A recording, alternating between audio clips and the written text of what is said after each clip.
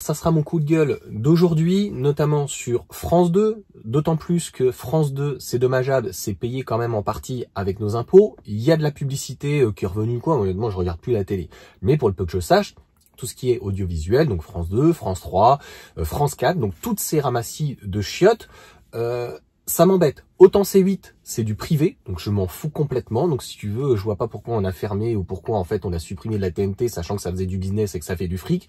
Bah à partir du moment où ça fait du fric, ah oui, l'idéologie d'extrême gauche. C'est vrai que ça dérange en fait de dire des choses.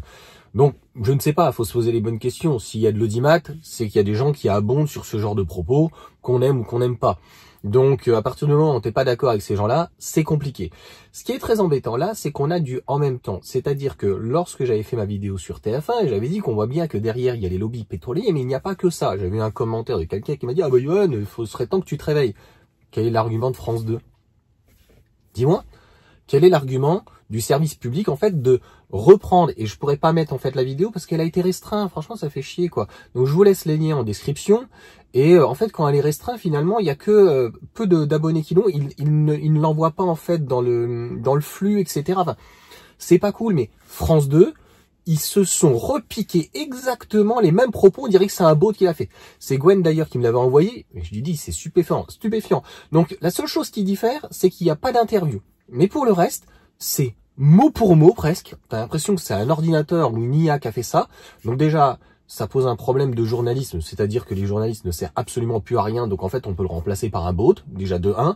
Et de 2, le service public, en fait, si c'est pour faire de la merde à ce point-là, ça sert à rien. Et je vous l'ai dit, c'est ça qui est bizarre, c'est que c'est du en même temps.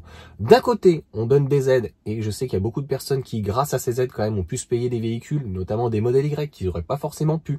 Pourquoi je parle du modèle Y? C'est que le modèle Y, ou modèle 3, surtout le modèle Y chez nous, il est bonusé, et il était à un bon rapport qualité-prix.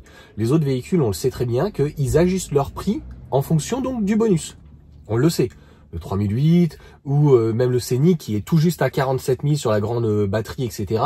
Ils ajustent leurs tarifs en fonction. Ça pourrait être des fois plus cher, ça pourrait être moins cher, peu importe.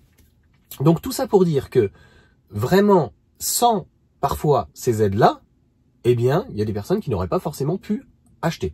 Pour autant, moi, j'y suis plutôt pas favorable, je suis plutôt contre pour que le marché en fait eh bien se fasse tout seul. C'est la même chose pour les médias. En fait, je vois pas aujourd'hui à quoi sert en fait une chaîne publique si d'autant plus elle fait la même chose que TF1. Donc derrière que Martin Bouygues, tu vois. Donc que Bouygues, je ne vois absolument pas l'intérêt. Et donc ce que je te disais par rapport au en même temps, mais quel est l'intérêt? Là, on voit bien que c'est pas le lobby pétrolier. Donc d'un côté, tu as l'État qui finance des médias qui racontent, entre guillemets, n'importe quoi sur la voiture électrique, parce que ils le globalisent à chaque fois, hein, ils prennent une i208, tout est bon pour essayer de discréditer. Donc, encore une fois, Elon Musk ne fait pas que des voitures. Donc, ils ont repris les mêmes arguments sur la voiture électrique, les Tesla, moins 60%, ce mois-ci en France, en Europe, en Espagne, etc., etc. Et jamais ils ne vont abonder, jamais ils vont pondérer que de toute façon l'Espagne, l'Italie, le marché chaque année, en 2024 notamment, c'est à quelques pourcents, 3, 4, 5%. Donc je ne sais même pas comment ils vont arriver à 20% de voitures électriques. Donc c'est tout ce paradoxe. Donc honnêtement, supprimons les aides de la voiture électrique. Supprimons en fait tout France Télévisions, et dans ces cas-là, on n'a qu'à mettre des bornes avec cet argent, on met des bornes, on supprime les péages, ok, et on met des bornes partout, à 20 centimes du kilowattheure. Hein, on sait qu'il est entre 5 et 10 centimes. Bah écoute, si c'est financé par l'État, dans ces cas-là, le coût eh bien n'est plus amortissable, et donc il reste que finalement, on va dire non pas l'abonnement, mais le coût que réellement ça aurait coûté. Et puis à un moment donné, le kilowattheure, il faut arrêter qu'il soit calculé, ajusté si on peut dire, ou en tout cas voilà calculé sur le prix le plus cher de la centrale à gaz qui est je sais plus où là en Europe à Bubblewell. N'importe quoi. Le coût, le juste coût, c'est le prix que ça coûte à EDF. Et d'ailleurs, de mémoire, c'était dans les 55 centimes. Je crois qu'on est à peut-être 60-70 centimes du 1000 kilos. Donc, ça fait à peu près 7 centimes.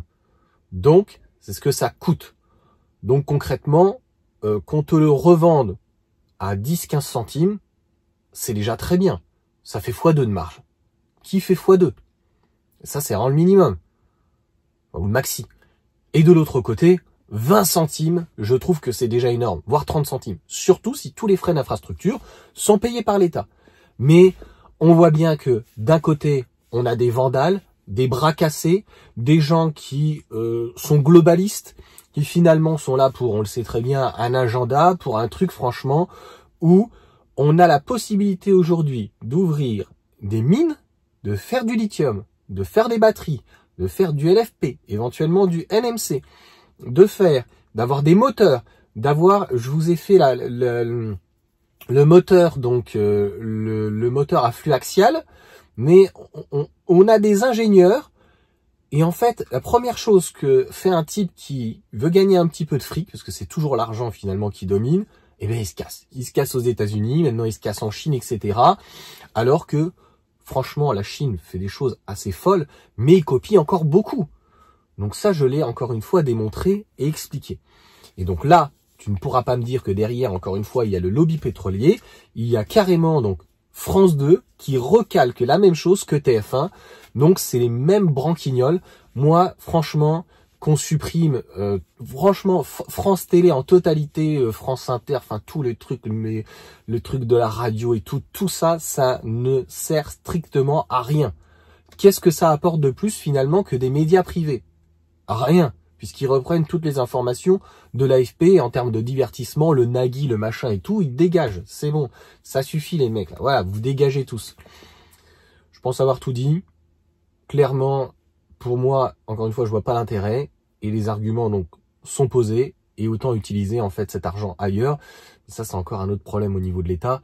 Les fonctionnaires, des gens qui sont inutiles, des hauts fonctionnaires, des députés, des machins. C'est un mastodonte, c'est devenu une bureaucratie. Et tous ces gens-là, encore une fois, sont inutiles. Et qui paye encore, c'est celui qui travaille réellement. Même s'ils sont payés, mais c'est comme le CNC, tout ce genre de choses, tu vois. Ils font des films, ça fait pas de rentrée d'argent, ça coûte une blinde. Et au final, même eux-mêmes n'y croient pas, ils y vont même pas. Vous êtes des glandus. Allez, ciao à tous.